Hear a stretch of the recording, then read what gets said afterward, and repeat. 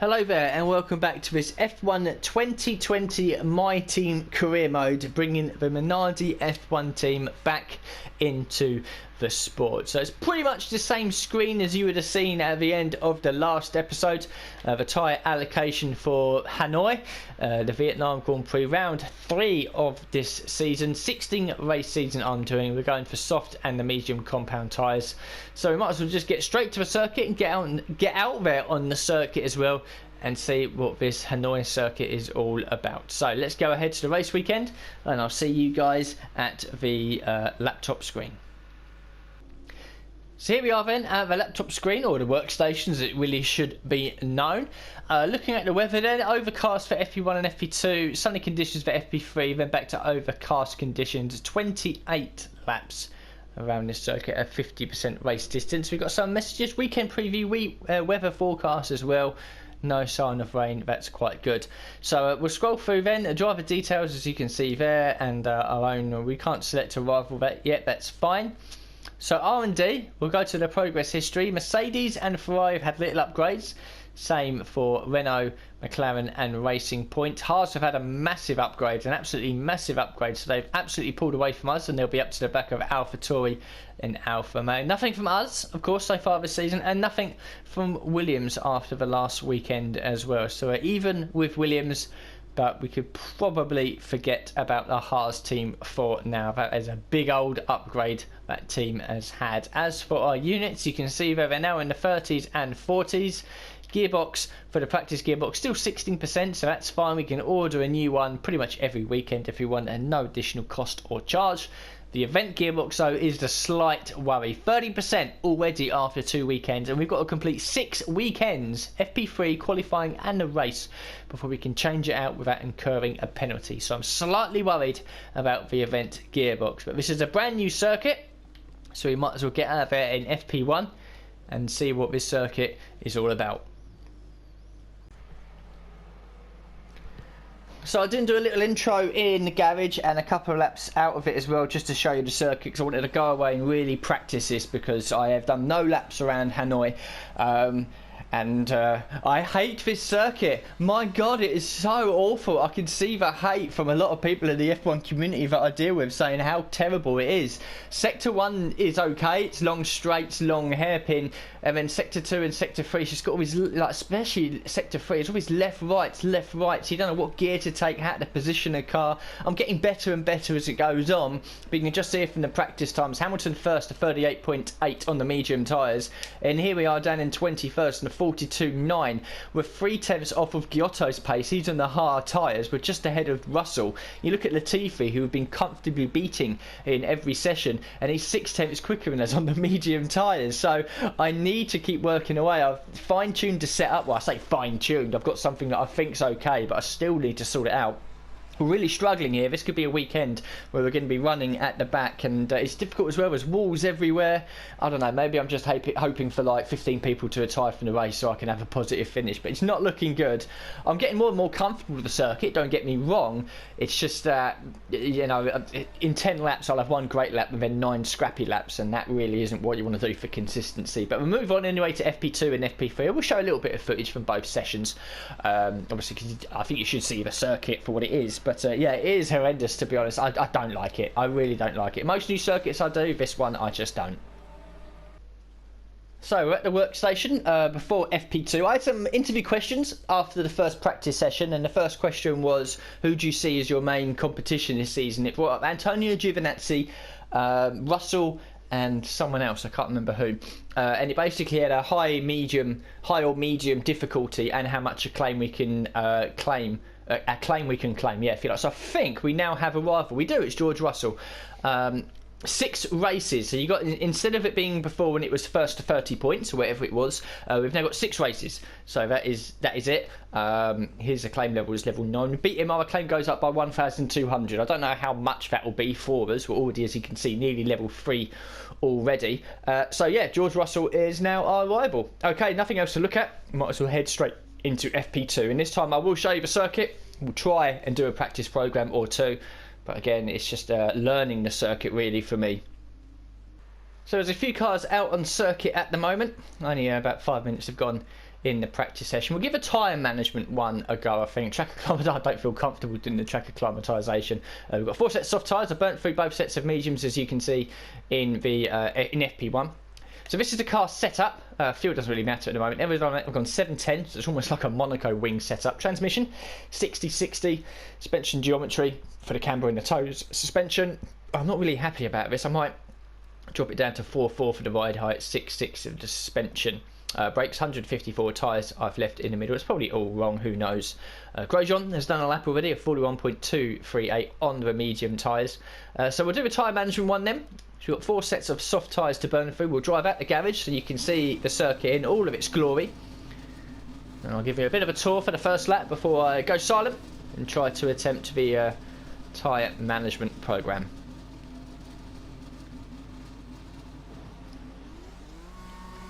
Now this circuit is very much, I think, like the Valencia street circuit. Some of it has been built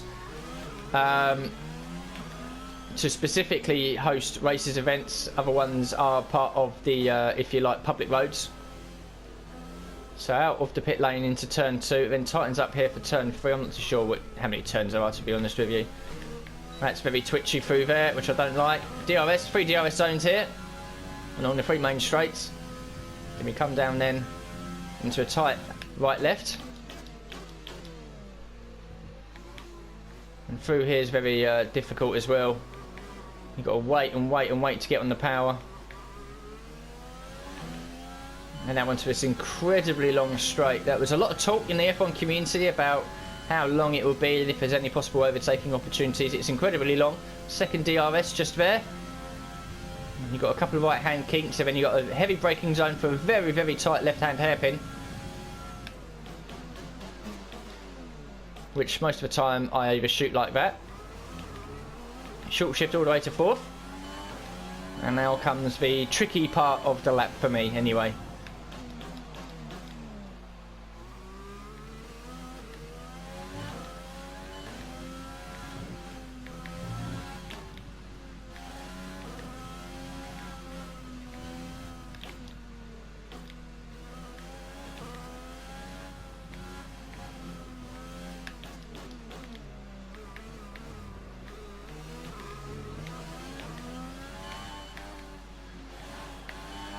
Over the line, and let's start the programme.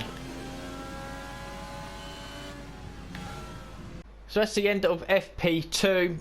We failed to do the tyre programme. Wasn't quick enough. We ended it all 3 laps in the green. In fact, the 3rd lap in the purple actually. But we were a second away from even matching the delta. So still struggling. I don't know what I can do.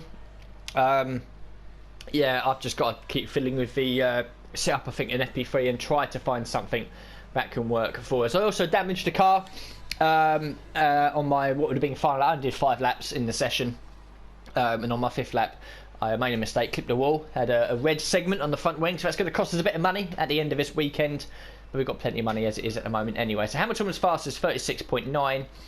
A mix of soft, medium and hard running out there. I think we finished last. No, we were 21st. 4 tenths ahead of Giotto, but he was on the medium tyres, and we were half a second off of Latifi and Russell. They were both on the medium tyres. So that just shows how much that we're struggling. So I'm going to go away now to FP3. I'll do this off camera, of course, and come back with an update at the end of it as well.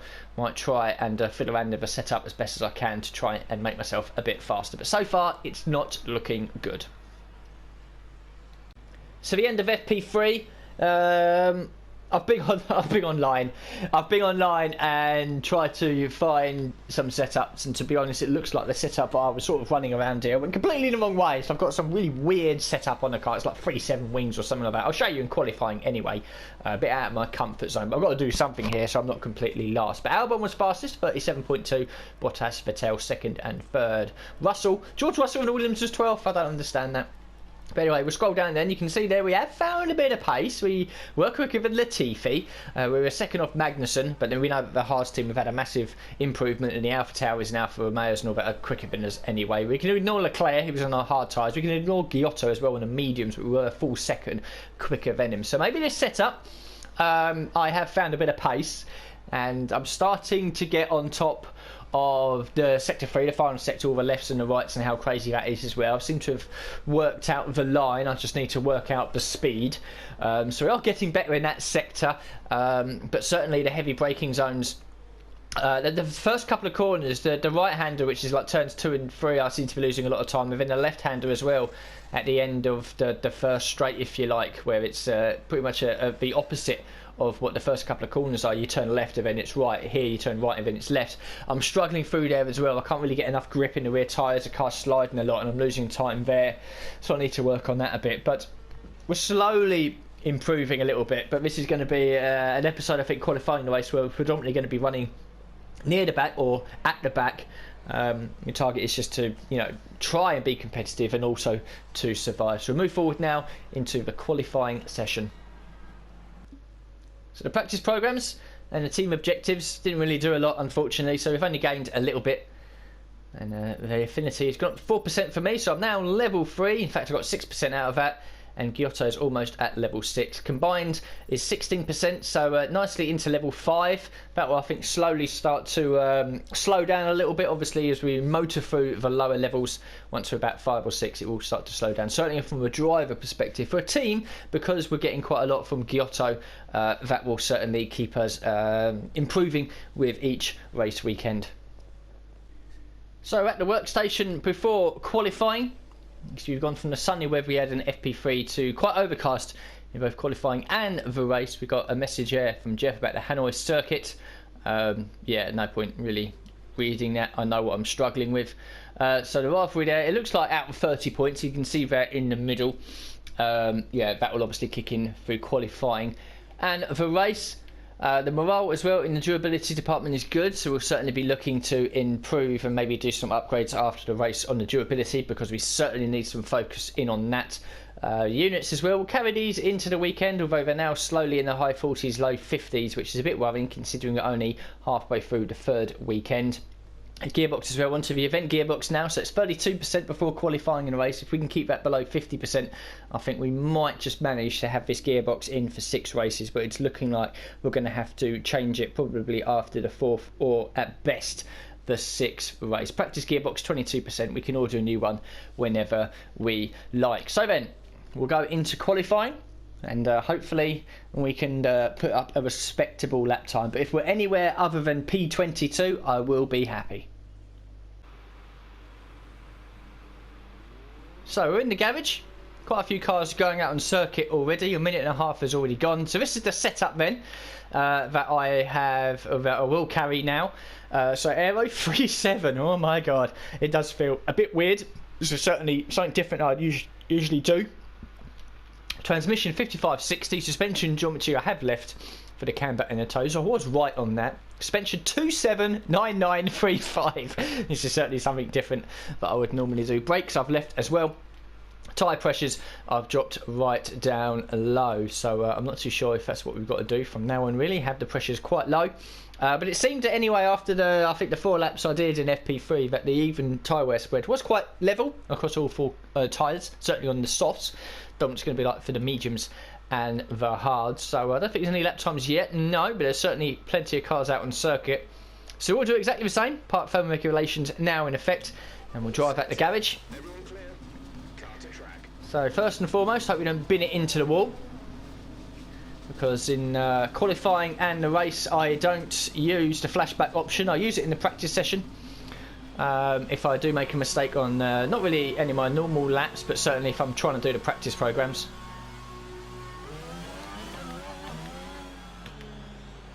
And out of the pit lane, I can probably take this a bit faster, to be honest. So yeah, it's this corner here I'm really struggling at, to be honest. The car just understeers.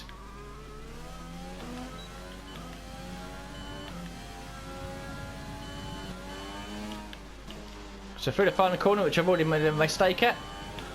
And now here we go.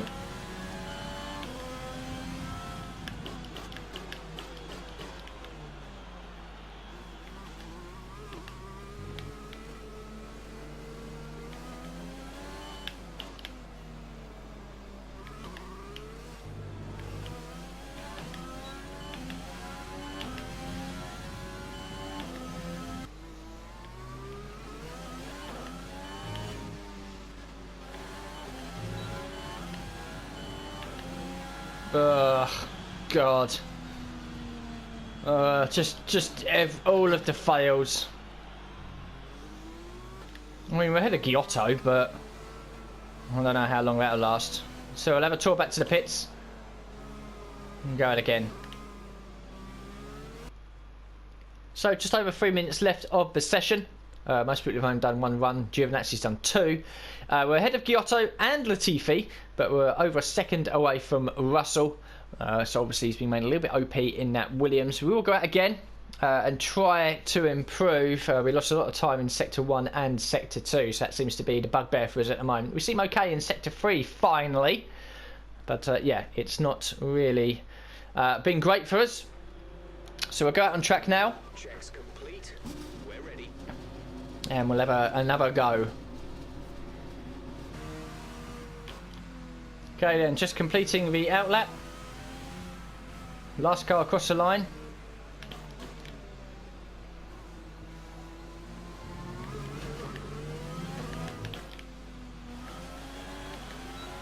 Let's see if we can improve our lap time.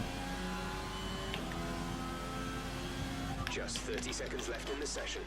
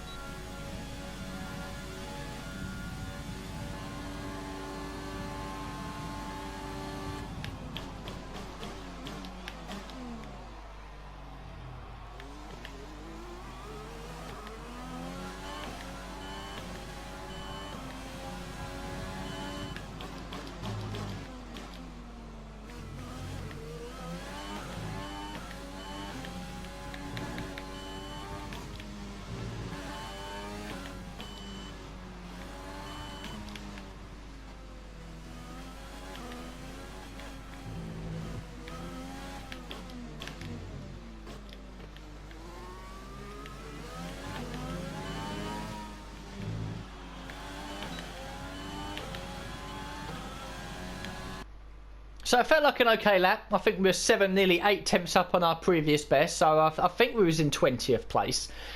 We needed over a second to beat Russell, and he probably improved in his final lap as well. Yeah, it felt okay, to be honest. Starting to get a bit more used to it as well. It's the heavy braking zones I struggle with in certain corners, certainly in Sector 1 and Sector 2. That hairpin at the end of a long straight is really going to be an issue for us in the race. But Hamilton's taken pole, nearly 6 tenths quicker than Vettel. Leclerc third.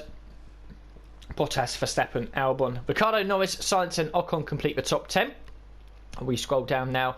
Russell was 18th in the end, got ahead of Giovinazzi. We was in 20th, so Giotto and Latifi did improve their lap times. If we didn't, then we would have been at the back. So we did out-qualify Giotto and Latifi, so it gives me some hope going into the race. But we was 5 tenths away from Giovinazzi and 6 tenths away from Russell. It's going to be... I don't know if it's going to be a race of attrition. It'd be nice to see some AI cars make some mistakes, clip the wall, pick up damage, have a couple of crashes and whatnot. But first and foremost, we just need to get to the end of the race for ourselves. So yeah, 20th place on the grid is our worst qualifying of the year so far, but at least we're not last. So while we break down, we both completed qualifying, but Russell out-qualified me, so he is now 2-1. And the reward, if we manage to beat him, is a 1200 towards our acclaim, which should help quite a lot. The team acclaim vote, 6% and 10% for myself and Giotto. Giotto now up to level 6, and it's an 18% combined boost. You can see it's now slowly starting to slow down for our team acclaim. We're already level 5 before the end of this weekend. So yeah, we're doing okay. We're slowly creeping up there. It's good to see Giotto go up into level 6 as well. So we just got to survive through this race as best as we can. Then we can forget about Hanoi and move forward to, I believe, Zandvoort will be the next race. So that will be quite interesting. Another new circuit. Hopefully I'll go a bit better there. But we'll have to focus on the race at the moment. 28 laps if we can survive. A message here, Jeff from pre-race. Hope you slept well. because I expect it's going to be pretty intense out there today. Yes, indeed. The weather condition, or the weather, will improve as the race goes on. Overcast start with sun breaking through, and then nice and sunny towards the end if we get so far. Nothing else really to look at or do, so you might as well go straight to the track, have a look at the introduction and the grid as well, and then have a look at the race strategy. The Formula One circus has arrived in Southeast Asia once more, as we usher in a new era and get ready to go racing here in Vietnam.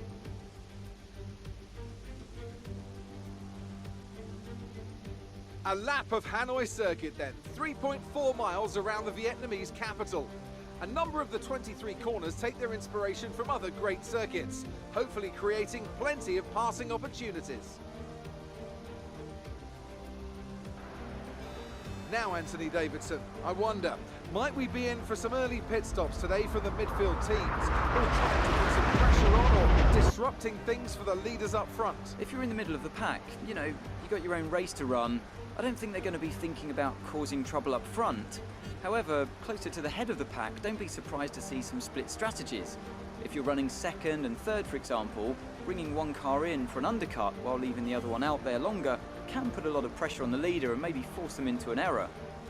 It's time to see how our drivers are stacking up after yesterday's exciting qualifying session. Lewis Hamilton lines up on pole position, with Sebastian Vettel starting alongside. Considering the rest of the grid, we have Leclerc, Bottas, Max Verstappen and Albon, Ricciardo, Norris, Sainz and Esteban Ocon, Stroll, Perez, Kimi Raikkonen and Kvyat, Grosjean, Gasly, Kevin Magnussen and George Russell, Giovinazzi, Lee, Giotto and Nicholas Latifi. Which of these talented drivers will come out on top today? So there's the introduction. No grid penalty, so we remain in P20.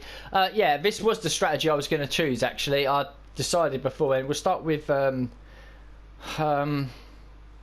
think we'll start with 2 laps worth of extra fuel, because I think there's quite a lot of places around here where it's heavy braking and where we lift off the throttle quite a lot as well, so we can save ERS. So when we use the rich mix, we can certainly save more of that as well. Yeah, I was always going to go for the 2-stop strategy, soft, medium, because I don't really want to run the hard tyres.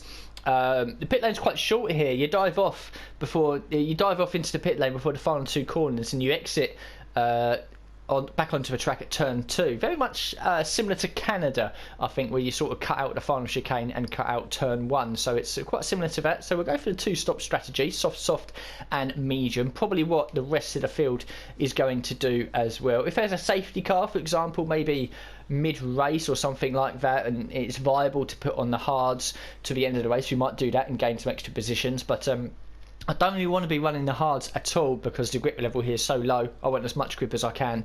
So soft, medium, I think, is the way that we're going to go. So that's all locked in.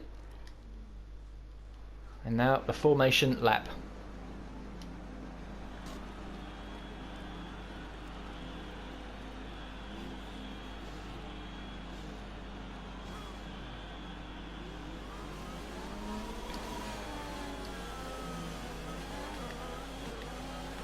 Clutch bite is good, gearbox is responding normally. Make sure to warm up the tyres and brakes. Warm the tyres and brakes throughout the lap.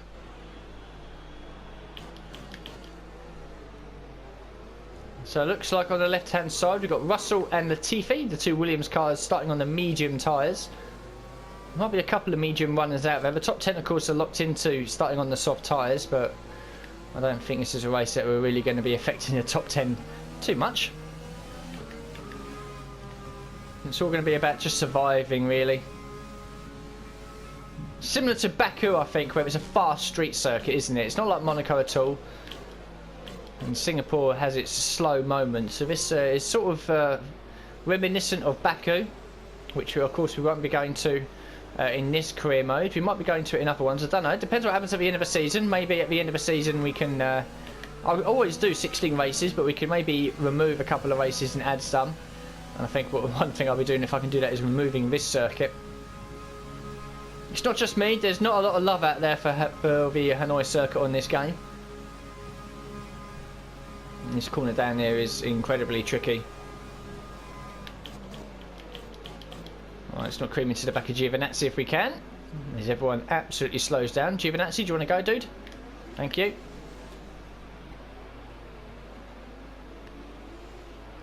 Basically, there's a banner overlooking the circuit, and as soon as I pass that, I've got to be thinking about my braking zone for that hairpin, so that does help me a little bit. Randy, I feel okay, but I don't know what it's going to be like with the AI cars if they go slow at certain points when I go fast and vice versa. So hopefully we won't get caught out by that. But this sort of section reminds me a little bit of Korea, actually. If you can remember the Korean circuit, Yongnam circuit, or whatever it was called, which I quite like, to be honest. The final sector sort of reminds me of that. This corner here is a bit of problematic as well, and the final corner here is pretty fast, to be honest, with the wall so close on entrance and exit. So the AI car is now taken up onto the grid, and we'll be starting from P20. Here we go.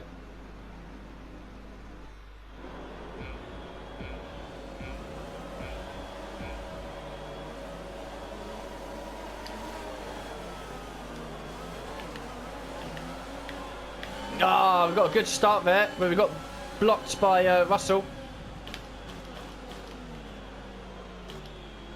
We sneak out of the inside, why not? Oh, everyone's very slow through here.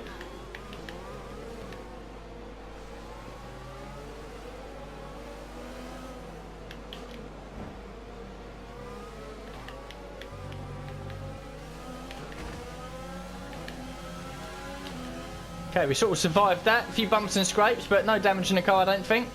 No, we're good.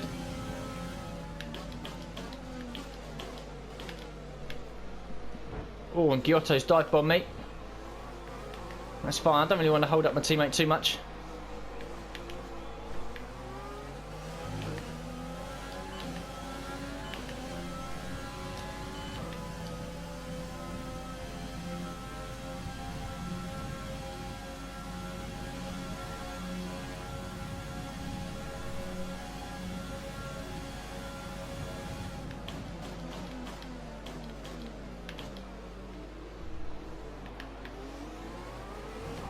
Let's focus now for the rest of the race.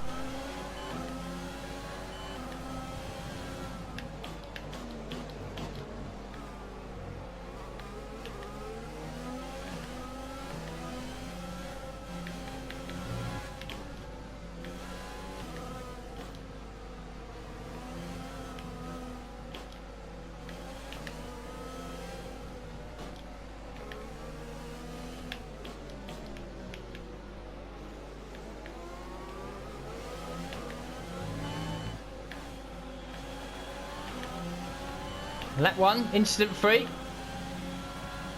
Let's knuckle down.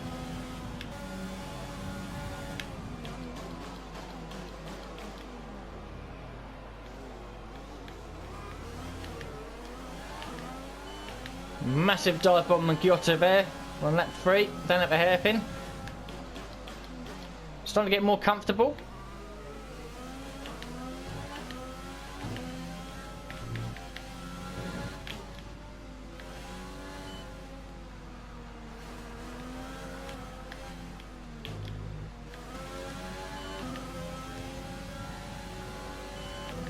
Completely ballsed up the first sector. Giotto's back through.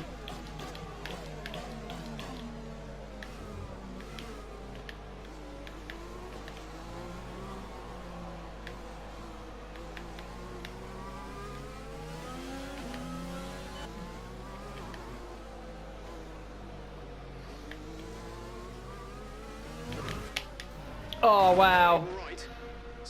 Oh wow. Yeah, so I straightened up the car a bit too acutely, if you like, on the exit. Just clipped the inside wall that I'd been close to a couple of times and set me to the outside wall. And with the simulation damage, it's a terminal DNF, which is it's bittersweet, really. I'm glad the event is over and I can just put this behind me because I never felt comfortable. I hate the circuit. I'm very, very slow here, but it would have been nice to at least have finished the race. The soft tyres were starting to go off, so I think that might have had something to do with it. I was still pushing as much as I can because the Williams guys behind were pretty much on my arse. and they were running with the medium tyres. But yeah, unfortunately, after 2 decent races at Australia and Bahrain, we come crashing down to earth at Hanoi. But at least the event is over and done with. So Leclerc won, Vettel second, Bottas was in third with the fastest lap. Verstappen, Hamilton from pole down in fifth. Albon, Sainz, Norris, Ricciardo and Lance Stroll completed the top 10 and scored points. It's Perez, Ocon, Kvyat, Giovinazzi, Gasly, Magnussen, Grosjean, Raikkonen, Russell was 19th, Giotto 20th, Latifi 21st, and a lap down was the only retirement. So in the standings then, after 3 races, Vettel leads 5 points ahead of his teammate Leclerc. Hamilton back in third on 46, Bottas 34, Verstappen on 30. Quite a few points, quite a few drivers, I say, have 2 points, and quite a few actually have yet to score. So in the constructors, Ferrari lead 117, Mercedes in second on 80, Red Bull third on 58, McLaren doing well in fourth on 25, and it's Renault on 16, Haas and Racing Point tied for 6th and 7th on 4 points, AlphaTauri with just the 2. Alfa Romeo, ourselves, Minardi and Williams yet to score points. So the rivalry breakdown, this would have gone very badly for us compared to Russell. As you can see, we're now 6-1 behind. I'm not expected to beat him, to be honest. I think that Williams is quite well advanced. 6% acclaim for us, 12% for Giotto, 18 in total for the team. So we remain at level 5, but we're almost there at level 6. And finally, the cash. As a team, complete a total of 75 laps during the race weekend from Atlantic. We have done that. Damage deductions, 40k for destroying the car a little bit. So not as bad as I thought it would be. We gained $2.89 million, nearly $3 million for that weekend, which is very healthy indeed. So then, we're back at headquarters. Quite a lot going on. We've got an invitational event, we've got a press interview, all before the Dutch Grand Prix. Of course, the Chinese Grand Prix has been removed from the calendar, which is why we have quite a bit of a gap between here and the Dutch Grand Prix. So we'll have a look at the... well, first of all, we'll have a look at facilities. We've got over 3,000 resource points and nearly £3 million to spend. So I don't know whether to start spending money on upgrading these departments or spending money on getting things better on the car. We'll have a look at the durability department. What have we got over here? We've got an MGUK durability upgrade, which if we do, should arrive before the Dutch Grand Prix. And we have one over here for the MGUH. We've got a gearbox one, energy store and electrical system. So we don't have a gearbox one. So I think I'm actually going to have to upgrade this department to Spec 2, which is going to cost a lot before the gearbox. So yeah, we're in a bit of trouble there, but we do have a good morale with the team. Chassis department, we can probably think about spending some money over here because the chassis is quite poor. Same for the aerodynamic department. Powertrain's okay, we're in the middle for that, and the durability as well, we're quite low, but that's fine. So I think we'll spend some money on the chassis, some resource points I should say, on the chassis department. So we'll try and get this one locked in. So the central under tray, optimisations to the design of the central under tray result in a weight advantage at no compromise to the complex underfloor aerodynamics. 22nd of April, that should arrive, even though it has a 30% failure chance. So we'll develop that. Cool. Can we develop this one as well, which is the rear floor under tray? We can. So revision to the rear floor under tray provides a more symmetrical weight distribution whilst maintaining its rigidity. And again, the 22nd of April with a 30% failure chance. 525. The cost goes up every time you do an upgrade. So we'll get that onto the car. Cool. So we've got 2 minor upgrades coming from the chassis department. We'll also look to the aerodynamic department now. So a 40% failure chance over here, which is a bit unnerving. But the front wing main flap, so a newly shaped front wing main flap, creates significant gains in downforce as well as directing more air to the secondary and tertiary, I think it's tertiary, wing flaps for maximum impact. It's 26th of April, so a few days after the chassis development. So a 40% failure chance, so we can unlock that. And we can also, department capacity reach, so we can only do 1 upgrade at a time. So we might as well move over to the powertrain department then. This is the ignition system. So if we click on that, and enhance the ignition system, control spark plug timing in a more efficient manner, thus creating additional engine power. 40% failure chance, 26th of April. We can develop that. And then coming out of here to the durability department, might as well get some of these on the go anyway. So this is the MGUH durability, 39% failure chance, 26th of April. So we can develop that. And is it? No, department capacity reached for the durability department, so we can't do any more upgrades. So 1 for the durability, 2 for the chassis, 1 for the aero, 1 for the powertrain. Still leaves us with 525. So R&D in progress, loads of that. Hopefully that'll all be on the car before we go to Zandvoort. As for the vehicle, we're starting to struggle a little bit with some of these units, so I might start swapping that between the practice and race sessions. As for the event gearbox, we'll order a new practice gearbox as it stands at the moment, 22%. It'd be nice to have a nice fresh one in there for round 4. The event gearbox, 36%, due to our DNF early on at Hanoi. That has saved us a little bit, but it's not as though I wanted to save the gearbox by retiring. It's just it's the way it is. As for corporate, we can sign a new sponsor. So that's what we'll do, and a little bit more money involved in here. We can't sign Atlantic at the moment, I don't think. No, we can't. So we go for something easy. Qualifying P10 or better, that's not going to happen. As a team, complete a total of 50 laps during the race weekend. The goal bonus to weekly income. That looks Van Zar, that looks quite good. Achieve the fastest lap during the race, not happening.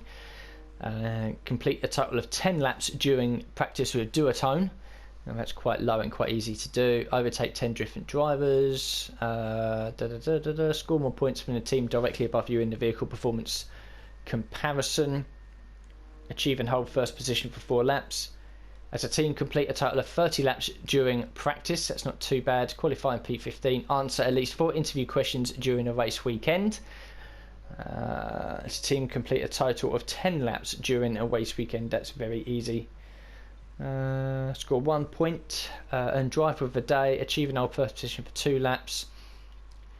Let's have a look at these. Answer at least 2 interview questions during the race weekend. That's not too bad, to be honest. That's quite a good one. And we've got, as a team, complete a total of 30 laps during a race weekend.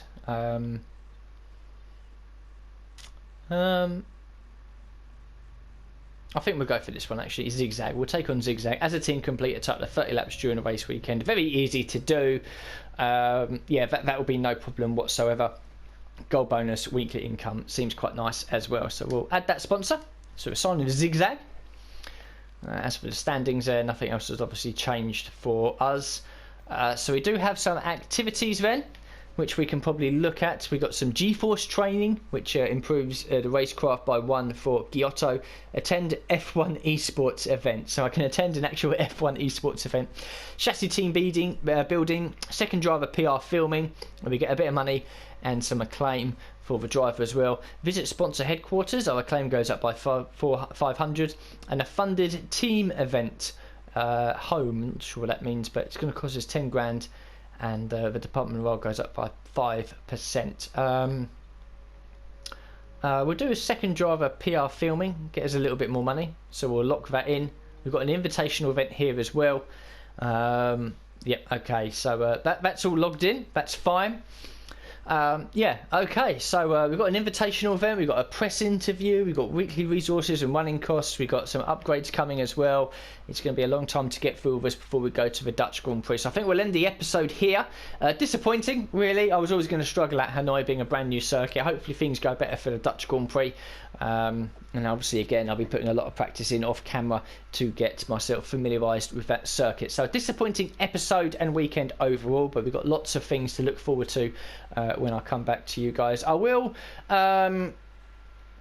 I think what I'll do all this off camera to get to the Dutch Grand Prix, so I'll give you an update about the invitational event, which I'll probably do off camera anyway. The press interview, let you know how that went, and obviously where we stand once everything is over and done with all of the potential upgrades. Thank you very much for watching this episode, and I'll see you all for the next one very soon.